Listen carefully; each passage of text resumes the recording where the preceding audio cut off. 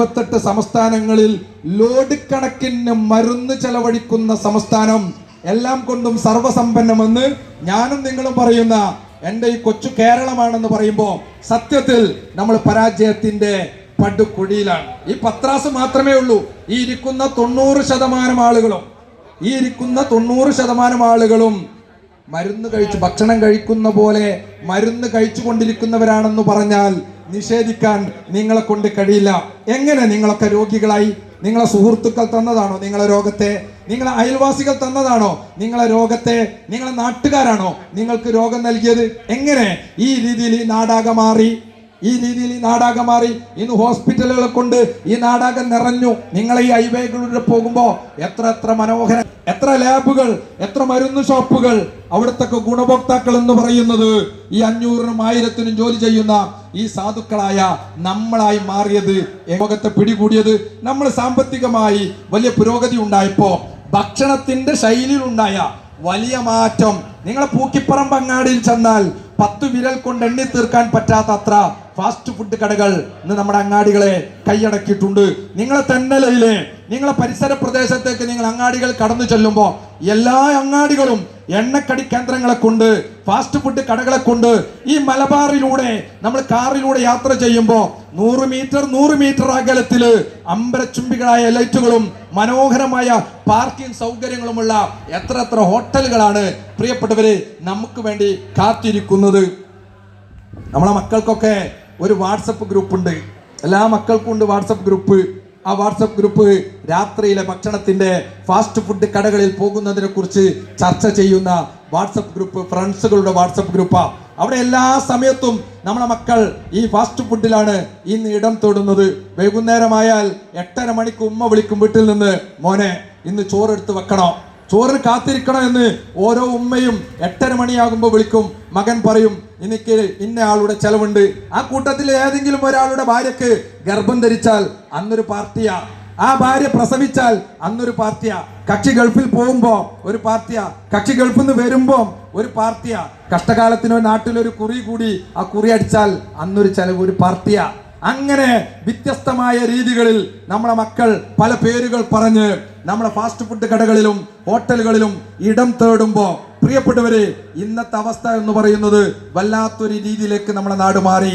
ഞങ്ങൾ ഓരോ ക്യാമ്പുകളിലും ഇന്ന് 409ാമത്തെ ക്യാമ്പുമായിട്ടാണ് തെന്നലയിൽ എത്തിയിട്ടുള്ളത്.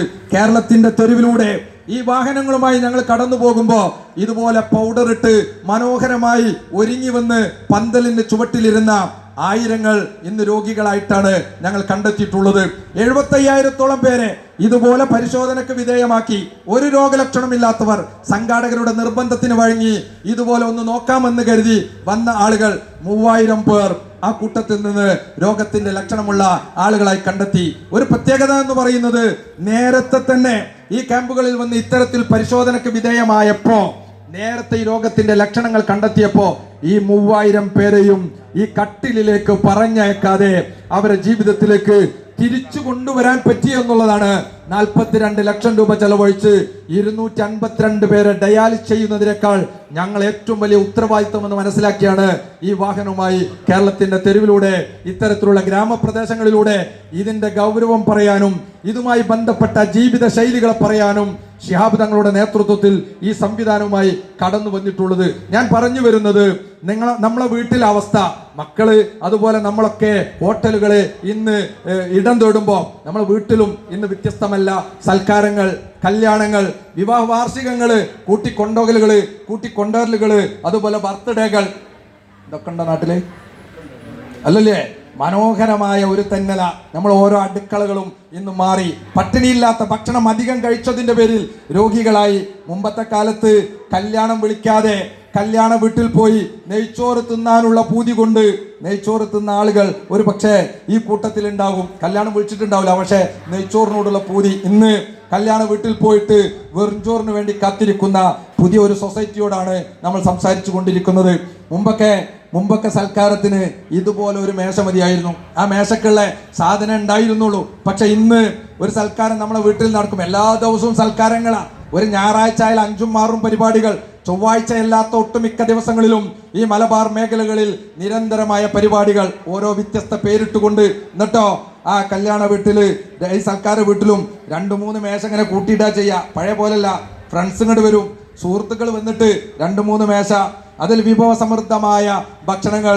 മന്തിയുണ്ട്, കബ്സയുണ്ട്, ബിരിയാണി ഉണ്ട്, നെയ്ച്ചോറുണ്ട്, കോഴി പൊരിച്ചതുണ്ട്, കാട പൊരിച്ചതുണ്ട്, മീൻ പൊരിച്ചതുണ്ട്, ഐസ്ക്രീം ഉണ്ട്, 7up കുപ്പി ഓരോരുത്തർക്കായിട്ടുണ്ട്. അങ്ങനെ തന്നെ അല്ലേ? മാറ്റണ്ടോ? ഓരോരുത്തർക്ക് 7up കുപ്പി. വിഭവസമൃദ്ധമായ മേശയാണ്. എന്നിട്ടോ കാലുമല് മുഴുവൻ നീരുള്ള ആചാര് എന്നിട്ട് വരിക. രാവിലെ പ്രഷറിന്റെ ഗുളിക കുടിച്ച കാക്കണ്ട്. എല്ലാരും ഇങ്ങനെ വന്നിട്ട് മേശമക്ക് നോക്കിയിട്ട് പറയാണ്, മന്തിമക്ക് നോക്കിയിട്ട്, ഇന്നിപ്പോ എങ്ങനെയാണ് പോട്ടെ, നാളെ മാറാം എന്നും വിചാരിക്കും മാറണമെന്ന്. പക്ഷേ ഈ മന്തിന്റെ മണം കേൾക്കുമ്പോ എന്ത് ചെയ്യും?